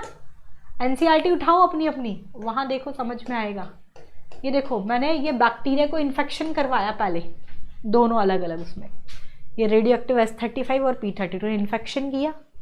दूसरे स्टेप में ब्लेंडिंग, ब्लेंडर में ले जाके हम वायरस और बैक्टीरिया के कांटेक्ट को ब्रेक कर देते हैं। यहाँ पर आपको ये स्पेस दिख रहा है, ये वायरस और बैक्टीरिया के कांटेक्ट को बीच को ब्रेक कर दिया। सेंट्रीफ्यूगेशन से, स्पिनिंग प्रोसेस से हमने इसको अलग से निकाल लिया। तो आप क्या देख रहे हो कि देखो इसके बैक्टीरिया के अंदर रेडियो एक्टिव S35 तो दिखा ही नहीं आपको सेल के अंदर, no radio active S35 detected in cell. ये रेडियो एक्टिव S35 तो ऊपर कल्चर मीडियम के अंदर ही था, बैक्टीरिया के अंदर एंटर ही नहीं किया। बैक्टीरिया के अंदर एंटर क्या किया, सिर्फ रेडियो एक्टिव P32 ही बैक्टीरियल सेल के अंदर एंटर करता है। S35 यानी कि प्रोटीन तो बाहर ही रह गया, तो P32 एंटर किया ना, फॉस्फोरस तो सिर्फ डीएनए के पास था, यानी कि सिर्फ डीएनए ही बैक्टीरिया में एंटर करता है, which is responsible for the production of another viruses. So DNA is the genetic material. It gives the unequivocal or final proof that DNA is the genetic material. क्या, कैसे, मैं दोबारा repeat कर रही हूँ, ध्यान से सुन लो. क्या बताया बेटा, हमने क्या किया, ये यहाँ तक तो आ गया biochemical characterisation of transforming principle, लेकिन कुछ साइंटिस्ट अग्री नहीं किए थे. तो फाइनल प्रूफ और अनइक्विवोकल प्रूफ, इंपॉर्टेंट एक क्वेश्चन आता है, फाइनल और unequivocal proof that DNA is the genetic material, ये मिलता है अपन को हार्शी एंड चेज एक्सपेरिमेंट से. इन्होंने T2 बैक्टीरियोफेज के साथ एक्सपेरिमेंट किया था. बैक्टीरियोफेज क्या होता है, बैक्टीरियोफेज किसे कहते हैं, virus that infect the bacterium, उसे कहते हैं बैक्टीरियोफेज. और इन्होंने मटेरियल बहुत बढ़िया, क्यों, डीएनए का एक फैक्ट है कि डीएनए के पास सिर्फ फॉस्फोरस होता है, सल्फर नहीं होता, और प्रोटीन के पास सिर्फ सल्फर होगा, प्रोटीन फॉस्फोरस नहीं होगा. तो इन्होंने क्या किया, इनकी 3 स्टेप है इसमें, इन्फेक्शन, ब्लेंडिंग, सेंट्रीफ्यूगेशन. अब इन्होंने ये देखो, एक लिया रेडियो एक्टिव P32 यानी कि ये डीएनए हो गया, और एक लिया रेडियो एक्टिव S35 यानी कि ये प्रोटीन हो गया. इन्होंने पहले स्टेप में इस बैक्टीरिया को इन्फेक्शन करवाने दिया, इन्फेक्ट कर रहा है ये बैक्टीरिया को. दूसरा स्टेप ब्लेंडिंग में क्या किया, इस बैक्टीरिया और वायरस के बीच के कॉन्टैक्ट को ब्रेक कर दिया. तीसरा स्टेप सेंट्रीफ्यूगेशन में इन्होंने इस वायरस पार्टिकल को सेपरेट और एजिटेटेड इन अ ब्लेंडर, मतलब इसको पूरा सेपरेट कर लिया, हटा लिया. तो इन्होंने क्या देखा, इस बैक्टीरिया के अंदर इन्होंने देखा कि सिर्फ रेडियो एक्टिव P32 ही एंटर किया है बैक्टीरियल सेल के अंदर. Radio active P32 detected in the cell. S35 तो सेल के अंदर है ही नहीं, बैक्टीरियल सेल के अंदर. S35 तो बाहर ही रह गया कल्चर मीडियम में, यानी कि 35 तो बैक्टीरियल सेल में एंटर ही नहीं करता, यानी कि DNA is the genetic material, क्योंकि डीएनए के पास ही तो P32 था. देखो पढ़ के सुना देती हूँ अब. देखो सुनो, देख रही हूँ some viruses on a medium जिसके पास रेडियो एक्टिव फॉस्फोरस और दूसरे के पास रेडियो एक्टिव सल्फर था. Virus grown in the presence of radio active phosphorus, उसके पास यानी कि रेडियो एक्टिव डीएनए है, प्रोटीन नहीं, क्योंकि डीएनए के पास ही फॉस्फोरस होता है, सल्फर नहीं होता. Because DNA contain phosphorus but protein does not. ठीक है. सिमिलरली वायरस ग्रोन इन रेडियो एक्टिव सल्फर, इसमें सिर्फ रेडियो एक्टिव प्रोटीन है, क्यों, क्योंकि सल्फर सिर्फ प्रोटीन के पास होता है, डी उसके पास नहीं होता. But not radio active DNA because DNA does not contain sulphur, as I already told you ना, कि यहाँ पे लिखा होगा, मैंने नहीं लिखा क्या, हाँ, ये डीएनए के पास फॉस्फोरस है, सल्फर नहीं है, और आरएनए के पास फॉस्फोरस नहीं है, सल्फर प्रेजेंट है. तो ये हो गया P32 और ये रेडियो एक्टिव S35. ये अब 3 स्टेप होंगी. अब ये रेडियो एक्टिव फेजेस को हम अटैच करेंगे ई कोलाई बैक्टीरिया से, infection technique. Then as the infection proceed, infection होगा, तो ये पहला स्टेप हो गया इन्फेक्शन, इन्फेक्ट करने दिया हमने. फिर दूसरा स्टेप होता है ब्लेंडिंग. ब्लेंडिंग में क्या करेंगे हम, the virus particle were separated from the bacteria by spinning them in the viral coat were removed from the bacteria by agitated in a blender. तो ये दूसरा स्टेप हो गया ब्लेंडिंग. मैं इन दोनों के बीच के कॉन्टैक्ट को ब्रेक कर दूंगी. और तीसरे स्टेप में ये सेंट्रीफ्यूगेशन, ये तीसरा स्टेप है सेंट्रीफ्यूगेशन. अभी तो सिर्फ मैंने कॉन्टैक्ट ब्रेक किया था, अब मैं ये वायरस पार्टिकल को पूरा सेपरेट कर दूंगी बैक्टीरिया से by spinning them in a centrifuge. इसमें देखो, break the contact between bacteria and virus, इसमें virus particle were separated from bacteria by spinning them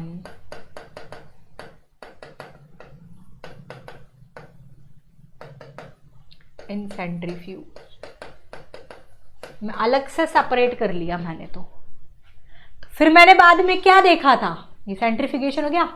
bacteria which was infected with virus that have radio active DNA, यानी कि P32 जो था, indicating that DNA was the material, क्योंकि सिर्फ यही तो bacteria के अंदर मिला. DNA was the material that pass from virus to the bacteria, virus से बैक्टीरिया में सिर्फ यही गया. Bacteria that were infected with virus that have radioactive protein था, was not radio active. S32 तो अंदर मिला ही नहीं ना. तो this indicate that protein did not enter the bacteria from the virus, therefore बताया कि भैया और कुछ नहीं, DNA is the genetic material, क्योंकि यही तो पास हो रहा है। ये देखो, ये देखो, सेंट्रीफ्यूगेशन के बाद रेडियो एक्टिव S35 तो डिटेक्ट ही नहीं हुआ सेल के अंदर, यानी कि ये तो बैक्टीरिया, प्रोटीन तो बैक्टीरिया के अंदर एंटर ही नहीं कर रहा है, एंटर तो कर ही सिर्फ डीएनए रहा है। Radio active P32 detected in the cell, यानी कि इट गिव्स द unequivocal और the final proof that DNA is the genetic material. It comes from the Hershey and Chase experiment. I think it is clear to everybody in the class. Next topic, properties of genetic material पढ़ेंगे। Clear हो गया बेटा? Clear है बच्चा party?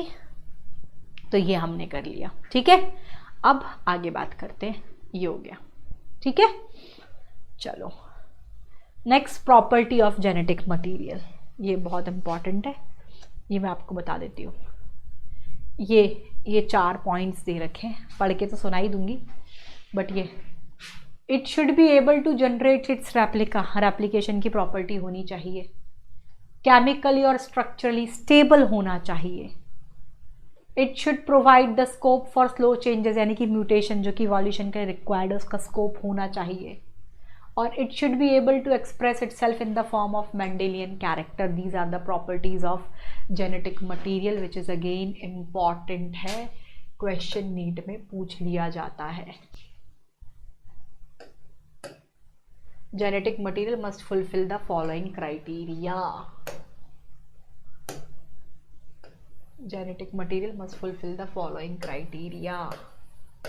It should be able to generate its replica. It should be structurally and chemically stable. It should provide scope for slow changes, that is the mutation, which is required for the evolution. And it should be able to express itself in the form of Mendelian character. These all are the properties of genetic material. A genetic material must fulfill the following criteria. That's it. This is very important. ठीक है? Clear हो गया? तो ये आपको आना ही चाहिए। इसके बाद भी ये राम कहानी दे रखी है, RNA वर्ल्ड पढ़ाऊंगी, पूरा रेप्लिकेशन पढ़ाऊंगी, सेमी कंजर्वेटिव ये दे रखा है आगे, semi conservative mode of DNA replication आएगा। इसका ये पूरा एक्सपेरिमेंटल प्रूफ दे रखा है, ये पूरा एक्सपेरिमेंट मैं आपको करके दिखाऊंगी, मेल्सन एंड स्टाहिल वाला, ठीक है। ये डिटेल डिस्कशन हम करेंगे, बट उसके पहले आ जाओ, रेप्लिकेशन क्या होता है, पूरा डिस्कशन होगा। ये तो सिर्फ एक पैराग्राफ लिख रहा है, जस्ट एक न्यूज़पेपर रीडिंग मारनी है मुझे, प्रॉपर्टीज ऑफ जेनेटिक मटेरियल का, डीएनए वर्सेस आरएनए। ये मैं आपको यहाँ तक पहले, इन 4 पॉइंट्स के पहले तक का पढ़ के सुना देती हूँ, ठीक है। चलो क्लियर है ना बच्चों? चलो आ जाओ।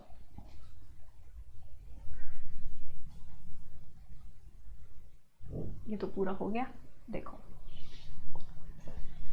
For the foregoing discussion it is clear that the debate between protein versus DNA, पढ़ लिया, protein versus DNA, DNA is the genetic material, as the genetic material was unequally resolved. Hershey and Chase experiment से पता लग गया कि DNA is the genetic material, that DNA act as the genetic material. However it is subsequently become clear that कि कुछ viruses के अंदर, वैसे तो DNA is the genetic material, but कुछ वायरसेस के अंदर, in some viruses RNA is the genetic material. वैसे तो अभी हमने एक्सपेरिमेंट किया, Hershey and Chase experiment, it gives the unequivocal और the final proof that DNA is the genetic material, ठीक है। लेकिन आरएनए, कुछ वायरसेस के अंदर आरएनए होता है genetic material. For example tobacco mosaic virus, QB bacteriophage, इनके अंदर RNA act as a genetic material. Exceptions है, टोबैको मोज़ेइक वायरस के अंदर, क्यूबी बैक्टीरियोफेज के अंदर RNA act as a genetic material, ठीक है। देखो, answer to some of the question such as why DNA is the predominant genetic material, जबकि RNA dynamic function, messenger, adapter ये perform करता है, ये ठीक है, कुछ नहीं करना। बस कुल मिला के सम वायरसेस के अंदर RNA act as a genetic material, tobacco mosaic virus, QB bacteriophage, ये याद रख लेना। Properties of genetic material, a genetic molecule that act as a genetic material, ये क्राइटेरिया फुलफिल करना चाहिए। It should be able to generate its replica. It should be structurally and chemically stable. It should provide the scope for slow changes, that is the mutation which is required for evolution, and it should be able to express itself in the form of Mendelian characters. ये हमने discuss कर लिया, ठीक है। अभी आगे की राम कहानी हम डिस्कस करेंगे क्या होता है, लेकिन ये अपन अपनी अगली क्लास में डिस्कस कर लेंगे। ये थोड़ा सा तो मैं बता देती हूँ यार, ये वाला पैराग्राफ तो पढ़ देती हूँ। नेक्स्ट क्लास में आरएनए वर्ड से शुरू कर लेंगे, ये छोटू सा पैराग्राफ तो कर लेते हैं। आ जाओ, इतना सारा ये पढ़ लेते हैं। If one examine each requirement one by one because of rule of base pairing and complementary base pairing पढ़ी ना अपन ने, DNA and RNA have ability to direct their duplication. तो क्या genetic material should be stable enough not to change, अपन ने पढ़ा ना स्ट्रक्चरली स्टेबल होना चाहिए, not to change in different stage in the life cycle और एज और change with the physiology of organism. तो स्टेबिलिटी एक प्रॉपर्टी है जेनेटिक मटेरियल की which is very evident in the Griffith transforming principle itself, कि heat killed करके ये destroy नहीं कर पाया वो सब। This is now can easily be explained in the light of DNA. कैसे बता सकते हैं कि टू स्ट्रैंड्स बीइंग कॉम्प्लीमेंट्री, जो दो स्ट्रैंड्स आपस में कॉम्प्लीमेंट्री हैं, अगर आप इन्हें सेपरेट करेंगे बाय हीटिंग, ये दोबारा से they come together when appropriate conditions are provided. Cool होगा ना तो वापस से कम, जब मतलब अप्रोप्रिएट कंडीशन मिलेगी, जो दो strands which are helically coiled like a revolving ladder, जो आपस में अटैच्ड होते हैं, जो आपस में कॉम्प्लीमेंट्री बेस पेयरिंग है, अगर आप इन्हें हीट करते हो तो दो स्ट्रैंड सेपरेट हो जाते हैं ये, लेकिन जब वापस से कंडीशन फेवरेबल होंगी तो ये वापस से जुड़ जाएंगे, ठीक है। Further 2OH group present at every nucleotide in RNA in a reactive group, यह आरएनए को ज़्यादा लाइबल बनाता है डिग्रेडेबल। तो RNA is also known to be catalytic. तो डीएनए जो है ये chemically less reactive and structurally more stable है as compared to RNA. Therefore DNA जो है ये बेटर जेनेटिक मटीरियल है। क्योंकि डीएनए बेटर जेनेटिक मटीरियल क्यों हम बता रहे हैं, क्योंकि डीएनए जो है ये रिएक्टिव कम होता है और स्ट्रक्चरली मोर स्टेबल होता है when compare to the RNA. Chemically less reactive है और स्ट्रक्चरली मोर स्टेबल है as compare to the DNA, ठीक है। इसीलिए दो न्यूक्लिक एसिड में हम बात करें तो डीएनए ही ज़्यादा बेटर जेनेटिक मटेरियल है। एक और चीज़ जो इसको स्टेबिलिटी प्रोवाइड कराती है डीएनए को, वो है थाइमिन का प्रेजेंस होना। Presence of thymine at the place of uracil, ये भी एडिशनल स्टेबिलिटी देता है डीएनए को। तो ये कुल मिला के ये कह रहा है कि दोनों डीएनए और आरएनए एबल टू म्यूटेट, लेकिन आरएनए अनस्टेबल होता है, इसमें म्यूटेशन फास्टर रेट से होता है। इसीलिए वायरसेस जिनका जेनेटिक मटेरियल आरएनए होता है, इनका लाइफ स्पैन छोटा होता है और म्यूटेशन और इवोल्यूशन इनमें फास्ट रेट से होता है। समझे? कुल मिला के वो कह रहा है कि मैंने कहा कि वैसे तो DNA is the genetic material, लेकिन कुछ वायरसेस में आरएनए भी तो है genetic material. Tobacco mosaic virus हो गया, क्यूबी बैक्टीरियोफेज हो गया, लेकिन डीएनए ज़्यादा बेहतर जेनेटिक मटेरियल है। क्यों? क्योंकि डीएनए लेस रिएक्टिव है और मोर स्टेबल है, और आरएनए लेस स्टेबल है और मोर रिएक्टिव है। तो एक तो ये वाला कारण है इसका, केमिकली लेस रिएक्टिव, स्ट्रक्चरली मोर, ये OH ग्रुप वाला। दूसरा, हमने बात की थी जब डीएनए का कंटेंट पढ़ा था, नाइट्रोजन बेस थाइमीन होता है ना, तो डीएनए में थाइमीन का प्रेजेंट होना इन प्लेस ऑफ यूरासिल, ये भी एडिशनल स्टेबिलिटी प्रोवाइड करता है डीएनए को। तो डीएनए ज़्यादा स्टेबल है, इसलिए ज़्यादा बेहतर जेनेटिक मटेरियल है। तो जिन ऑर्गेनिज्म का जेनेटिक मटेरियल डीएनए होता है, ठीक है, उनमें इवोल्यूशन स्लो रेट से होता है। अब जैसे वायरस जिनका जेनेटिक मटेरियल आरएनए है, इसलिए तो उनका लाइफ साइकिल छोटा रहता है और म्यूटेशन बहुत, जैसे कोरोना वायरस अपन ने देखा ना अभी, म्यूटेशन कितना जल्दी जल्दी नए नए वेरिएंट आ रहे थे, क्योंकि आरएनए जेनेटिक मटेरियल है। लाइफ स्पैन छोटा होगा लेकिन म्यूटेशन बहुत फास्ट रेट से होता है। दिस इज द थिंग, ठीक है। तो ये सारी चीज़ें हमने डिस्कस कर ली, ठीक है। अब ये आरएनए वर्ल्ड क्या है, ये हम अपनी नेक्स्ट क्लास में प्रोसीड करेंगे। एक चीज़ ही और, ये एक लाइन और पढ़, RNA can directly code for the synthesis of protein. RNA से तो प्रोटीन बनता है, hence can easily express the character. DNA dependent on RNA, क्योंकि डीएनए से पहले एमआरएनए बनेगा, फिर आरएनए से प्रोटीन बनेगा। तो the protein synthesising machinery have evolved around the DNA. तो ये डीएनए और आरएनए जो है दोनों फंक्शन करते हैं as a genetic material, but DNA क्योंकि ज़्यादा स्टेबल है, it is preferred for the storage of genetic material. और ट्रांसमिशन ऑफ जेनेटिक इंफॉर्मेशन के लिए आरएनए ज़्यादा बेहतर है। ठीक है, जस्ट न्यूज़पेपर रीडिंग लगा के छोड़ देना। अब आरएनए वर्ल्ड के बारे में मैं आपके साथ डिस्कस करूँगी, फिर ये रेप्लिकेशन हम पढ़ेंगे, फिर इसका experimental proof, semi conservative mode of DNA replication वगैरह सब क्या है, ये मैं आपके साथ अपनी नेक्स्ट क्लास में डिस्कस करूँगी। तो आज के लिए सिर्फ इतना ही, वापस से मुलाकात होगी, तब तक के लिए thank you, bye bye, see you in the next class. अगर चैनल पे नए हैं, अगर आपको सेशन अच्छा लगा है तो please hit the like button, share the link as much as you can. Channel पे नए हैं, इसे अभी तक सब्सक्राइब नहीं किया तो सब्सक्राइब ज़रूर कर लें। ठीक है, यहाँ तक का पूरा एनसीईआरटी मैं आपके साथ डिस्कस कर चुकी हूँ। ये तमाम चीज़ें यहीं पर बगल में नोट्स बना के हम करते गए हैं। ठीक है, अब हम जो है आरएनए वर्ल्ड जो है यहाँ से अपनी नेक्स्ट क्लास में डिस्कस करेंगे। Thank you everybody, bye bye, see you in the next class.